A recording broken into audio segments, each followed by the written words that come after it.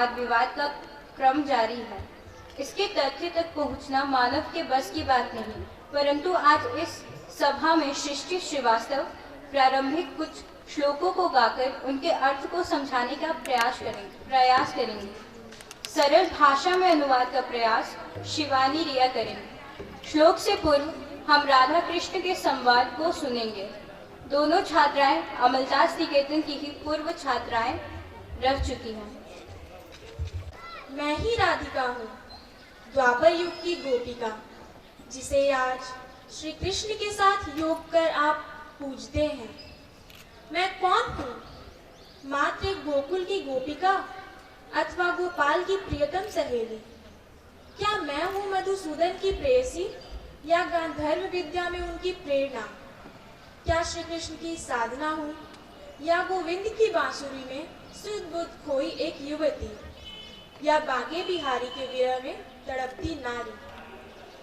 इतिहासकार, धर्म के यथार्थवादी शोधकर्ता मुझे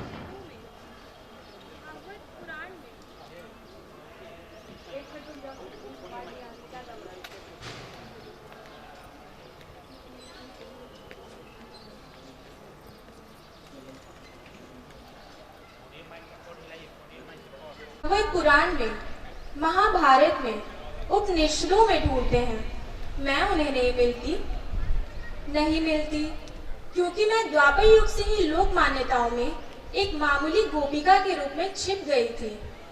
क्या मैं अक्षरों और नाम तक ही सीमित रहती? एक नारी जिसने अपने व्यक्तित्व को, अपनी आत्मा को, स्वयं अपने आप को ही श्री कृष्ण में समाहित कर दिया। कलयुग की मान्यताओं में मेरा ऐतिहासिक अस्तित्व कहाँ मिलेगा? तुम ढूंढते कहाँ हो? ग्रंथों में? स्थिर करना चाहते हो मुझे दिनांक में, दिवसों में, भौतिकता में? नहीं मिलूंगी तुम्हें। तुम तो पूर्वाग्रह से ग्रसित हो। तुमने तो श्री विष्णु के अस्तित्व को ही, उनके दशावतार को अपनी संकीर्ण मान्यताओं में नकार दिया है। फिर क्या समझोगे तुम श्री कृष्ण को? राम अवतार की लीलाओं को मिथ्या बोलोगे ही ना? परंतु मैं जीवित हूँ, द्वापर युग से आज कलयुग तक, और जीवित रहूंगी भविष्य में, अनंत, असीमित, आराध्य भारत की आस्था में, और प्रकट होंगी कवियों की कल्पना में, चित्रकारों और मूर्तिकारों की कृतियों में, भक्तों की मानसिकता, मानव की धारणा और विश्वास में। मैं ही हूँ विष्णु की लक्ष्मी, राम की सीता, श्याम की राधा, नटवर लाल की रुक्मणी, माधव की सत्यभामा। नकारते रहो तो मानोगे एक दिन मैं ही राधा हूँ। हाँ, यही है राधा और मैं ही हूँ कृष्ण। हंसी आती है मुझे जब तुम यथार्थवादी मेरे अस्तित्व पर विचार करते हो। अनंत, अजेय ब्रह्मा के अस्तित्व पर, उसके अवतारों को मिथ्या का प्रश्न चिन्ह उठाते हो, और मेरे जन्म तिथि, जन्म स्थान, पिता माता और लीलाओं को दार्शनिक मात्र काल्पनिक संज्ञा देते हो, क्योंकि इस युग में तुम मार्क्सवादी और पश्चिमी विचारधाराओं की बंदी हो। भूल जाते हो अपने इतिहास को, भारतीय संस्कार को, ऋषि मुनियों के शोध को, उनकी दार्शनिकता को, जन भावनाओं को। हाँ, यही है राधा और मैं ही कृष्ण हूँ। मैंने द्वापर युग में अवतार लिया था क्योंकि मानव दुखी था। अत्याचारियों ने धरती पर आतंक फैला रखा था। याद है ना, मैंने कहा था, यदा यदा ही धर्मस्य ग्लानि भवति भारत अभ्युत्थानम धर्मस्य तदात्मानं परित्राणाय साधूनां विनाशाय च दुष्कृतां धर्म संस्थापनार्थाय संभवामि युगे युगे। भौतिकता के उपासक मेरा शारीरिक रूप इतिहास में प्रत्यक्ष रूप का प्रमाण मांगते हैं। मैंने तो समय समय पर अवतार ग्रहण कर मानव जाति का उद्धार किया है। आदर्शों को पुनः स्थापित करने के लिए क्या मैं निर्गुण रूप में आता? त्रेता युग हो, द्वापर युग हो, मनुष्य के रूप को ही न लोग समझेंगे। यशोदा नंदन के रूप में मैंने बाल क्रीड़ा से राधा को आनंदित किया। नंदलाल के रूप में पूतना का जहर पी लिया और कंस की राक्षसी का वध हुआ। राधिका दर्शक थी। यमुना को पुनः भय मुक्त शुद्ध करने हेतु मैंने शेषनाग के मस्तक पर नृत्य किया। हाँ, यहाँ भी भयभीत राधा दर्शक थी। इंद्र के प्रकोप से गोकुलवासियों को बचाने हेतु मैंने गोवर्धन पर्वत को अपनी छोटी उंगली पर उठा लिया। राधा वही थी। गोकुल में कंस के अभिमान को जब जब मैंने तोड़ा, राधा ने संपूर्ण दृश्य को देखा और यदि मेरी ओर आकर्षित हुई तो आश्चर्य का विषय कहाँ? श्याम की माखन चोरी, आम जीवन में अभिनय, नृत्य, संगीत और वाद्य कलाओं में प्रशिक्षण, गोपिकाओं के साथ रास, सभी में तो राधिका मेरे साथ ही थी ना। और जब मैं कंस से मुक्ति कराने हेतु मथुरा गया, कवियों ने विरह की वेदना को प्रदर्शित किया। क्या मैं राधा से कभी दूर हुआ? नहीं, कभी नहीं। वे तो मेरी चेतना है, मेरी अदृश्य अर्धांगिनी। समय के साथ मैंने मानव रूप में वही कर्म किए जिससे संसार में आदर्श स्थापित हो, वही शिक्षा दिया जिससे कल्याण का पथ सुगम बन सके। राजनीति, कूटनीति, शांति, परोपकार, योग और जीवन कला सभी का पाठ मैंने पढ़ाया। हर समय, हर क्षण राधा का साथ मिला। कलयुग की मान्यताओं पर द्वापर की घटनाओं को मापना बुद्धिमानी नहीं। फिर भी जैसी जिसकी भावना हो वह उसी रूप में मुझे देखे, पर मैं वही भक्तों का कृष्ण हूँ। मैं प्राचीन ग्रंथों से गायब हूँ ना? नहीं, मैंने अपना सर्वस्व कृष्ण में जब समाहित ही कर दिया था तो वेद व्यास जी को मेरा नाम लेना क्यों आवश्यक था? अलवर के अंदर और नामालवर ने अपनी रचनाओं में गोपिका कृष्ण की रामलीलाओं को प्रस्तुत किया, पर मेरा नाम नहीं आया। हाँ, उड़ीसा के महाकवि जयदेव ने 12वीं शताब्दी में मेरा नाम उजागर किया। राधा कृष्ण की रासलीलाओं को मधुरतम कविता, संगीत में भौतिक रूप दिया और 14वीं शताब्दी में मिथिला के विद्यापति ने, 15वीं में कवि चंडीदास, बाद में रसखान ने, महाप्रभु चैतन्य ने, स्वामी प्रभुपाद और अनेकों भक्तों ने समयानुसार भक्ति मार्ग से मुझे आर्य संस्कृति में स्थायी रूप में स्थापित कर दिया। हाँ, मैं और कृष्ण अभिन्न हैं। कृष्ण साक्षात ब्रह्म और मैं उनकी शक्ति। मैं ही राधा हूँ, कृष्ण की अलौकिक अर्धांगिनी। राधा कृष्ण निर्गुण अथवा सगुण, यह वाद विवाद चलता रहा और चिरकाल में चलता रहेगा। पर आज हमारा स्थान तो अध्यात्म के अधिक लोक मान्यताओं में हो गया है। समय अनुसार जन भावनाओं ने हमारे भौतिक चरित्र को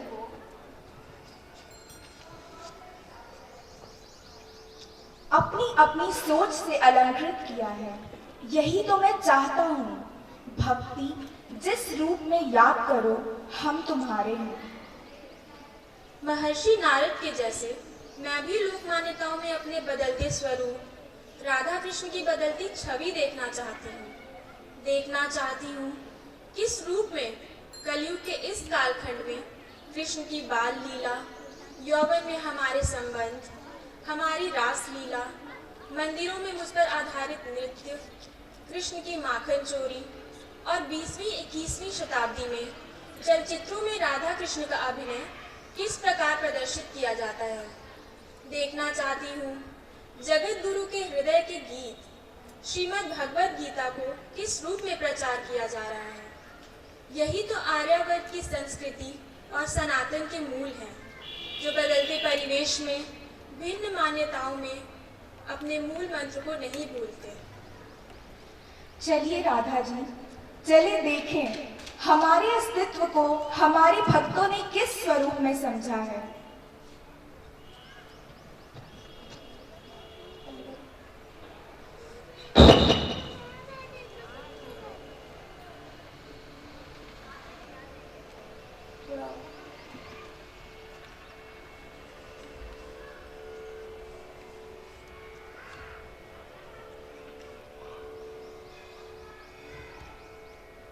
Divine son of Vasudeva, slayer of the tyrant Kansa, Devki's supreme joy, I salute thee, Krishna, Lord of the universe. Vasudeva Sutam Deva Kanse Chanur Mardanam Devaki Paramanandam Krishnam Vande Jagadgurum. Centuries ago, there existed a favored kingdom, a splendid domain, unrivaled by any other in the land. A kingdom ruled by the Kuru dynasty, favored by the gods. Two brothers there were, Pandu and Dhritarashtra. Pandu blessed by 5 sons, the Pandavas, wise, strong and intelligent. Dhritarashtra, sire of 100 male offsprings, the Kauravas, in whom the seeds of pride, greed, envy and lust germinated and blossomed into evil. Pandu died, and Dhritarashtra devious in his ways. Having dropped his brother's heirs of their rightful inheritance, ruled supreme, surrounded by wicked intrigue. Krishna, God incarnate, came to try and divert the evil spawned by the Kauravas. But it spread its tentacle, culminating in a fratricidal war, like of which had never been experienced. On the battlefield of Kurukshetra, Arjuna, personifying the human mind and emotions, succumbs to grief and uncertainty. Krishna coaxes him out of his depression, explaining what lies before him and how he should face and overcome it. The word Arjuna means the one who makes sincere effort, and the word Krishna stands for the center of consciousness. Krishna's explanation and Arjuna's acceptance of it are the essence of a sustaining philosophy. Arjuna's struggle is that of every human being, his sorrow and hesitation known to each of us. Each day and each moment of our lives, we encounter new challenges. Unknown goals beckon us, and the verses of this celestial song teach us how to meet them. The spirit of man seeks, uncertain of what it will discover.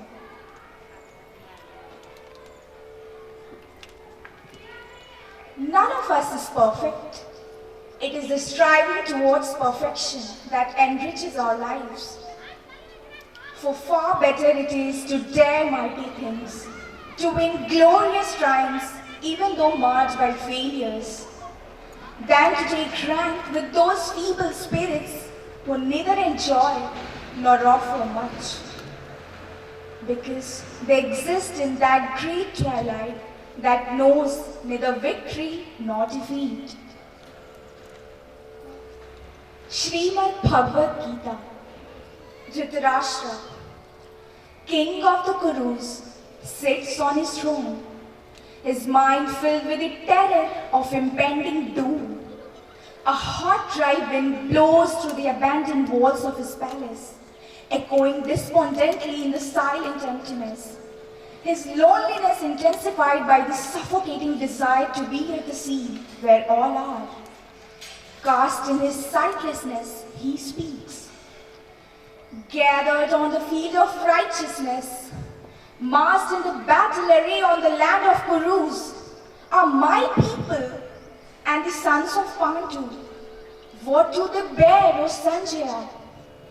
धृतराष्ट्रवाच धर्मक्षेत्रे कुरुक्षेत्रे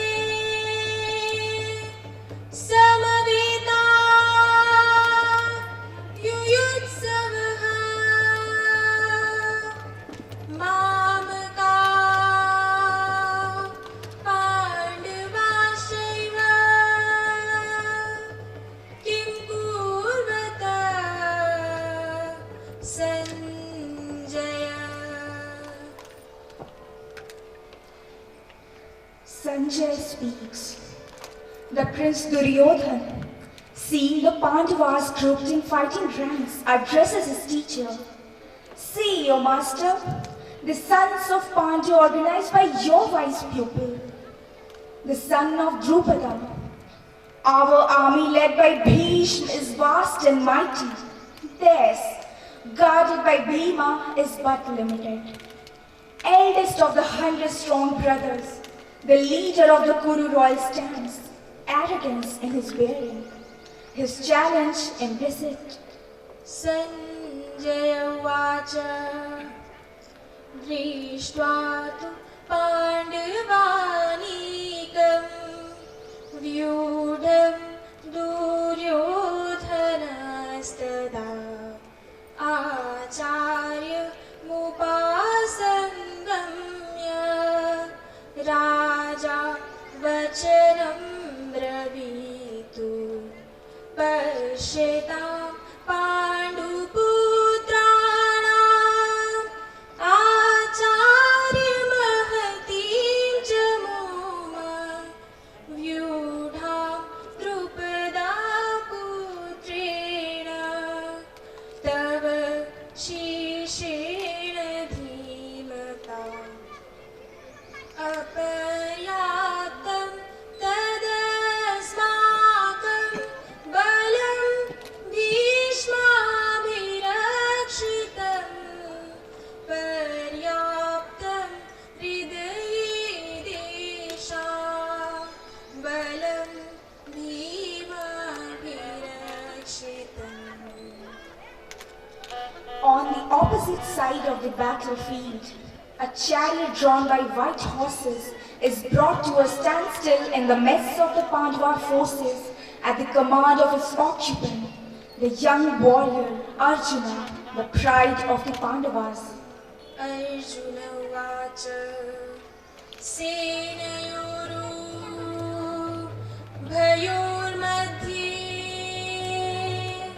रथं स्थापयामि Achyut.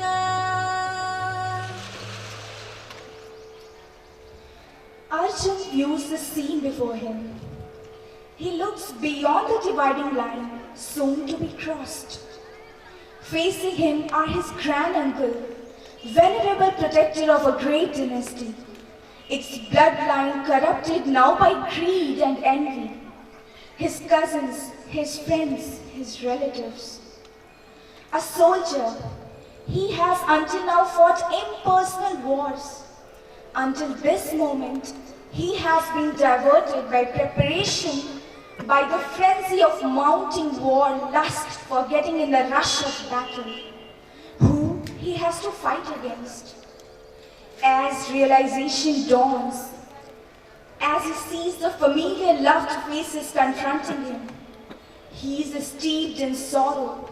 The young, fresh complexioned face turns ashen. Impulsively, he turns to his charioteer. O Krishna, I see before me my own people, my own kinsmen waiting to do battle with me. I tremble with horror, mouth dry. I desire neither victory nor kingdom, nor glory nor happiness, O Govinda. Of what use is happiness or life, if destruction be the price? दृष्ट्वा स्वजनं कृष्णयुयुत्सुं समुपस्थितं सीदन्ति मम गात्राणि मुखं च परिशोषति वेपतुश्च शरीरे मे रोमहर्ष च जायते न काङ्क्षे विजयं कृष्णं न च राज्यं सुखानि च किं नो राजेन गोविन्द किं भोगे जीवितेन वा न काङ्क्षे विजयं कृष्णं न च राज्यं सुखानि च किं नो राजेन गोविन्द किं भोगे जीवितेन वा किं भोगे जीवितेन वा किं भोगे जीवितेन वा O Krishna, cowardice overcomes me, grips me in the sentimental throes of pity. I am confused, my reason clouded by emotion. In your wisdom, speak, tell me what I should do. कार्पण्यदोषो पहत स्वभाव कार्पण्यदोषो पहत स्वभाव पृच्छामि त्वां धर्म सम्मूढचेता कार्पण्यदोषो पहत स्वभाव पृच्छामि त्वां धर्म सम्मूढचेता यच्छ्रेयसा निश्चितं ब्रूहि तन्मे शेषस्तेह शाधि मां त्वां प्रपन्नम् Arjuna's charioteer, Krishna, turns to him, his eyes full of love and worries for his great warrior disciple.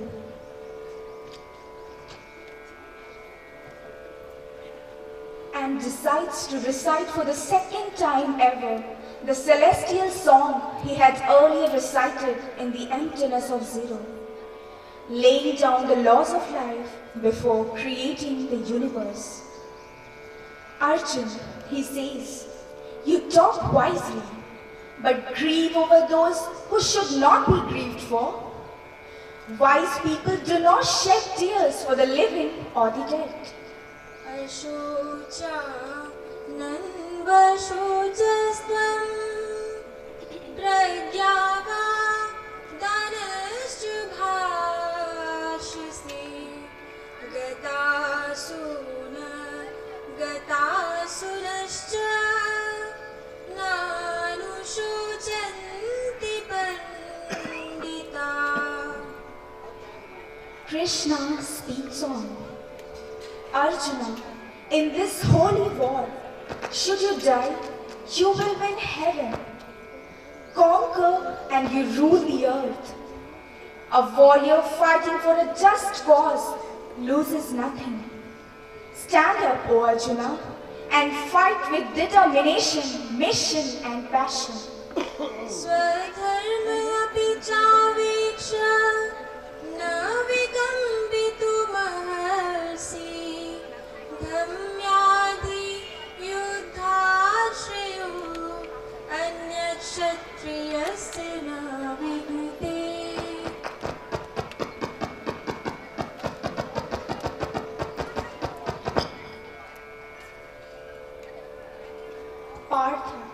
Parth, you are a soldier, and it is your duty to fight injustice, not to waver in your resolve, for there is nothing more welcome for a warrior than to fight a righteous war.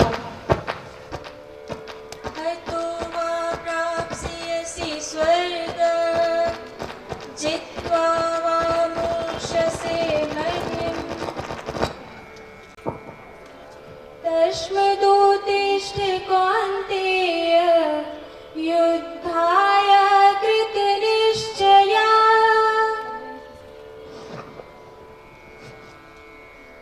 Jagat Guru, teacher of the universe, Lord Krishna goes on. Your right is only to do your duty, not to the result of your labor or action. Do not seek rewards for your own work, and do not give in to temptation of inaction.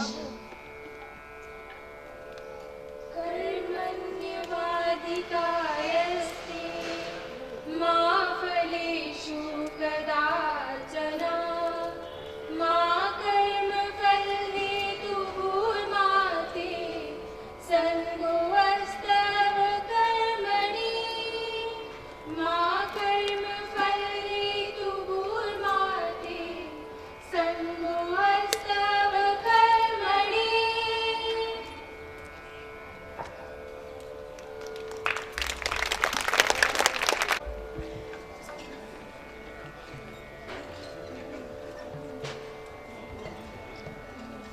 विश्व गुरु श्री कृष्ण का मनन करने के पश्चात हम शिव जी की तांडव को कान से सुनेंगे।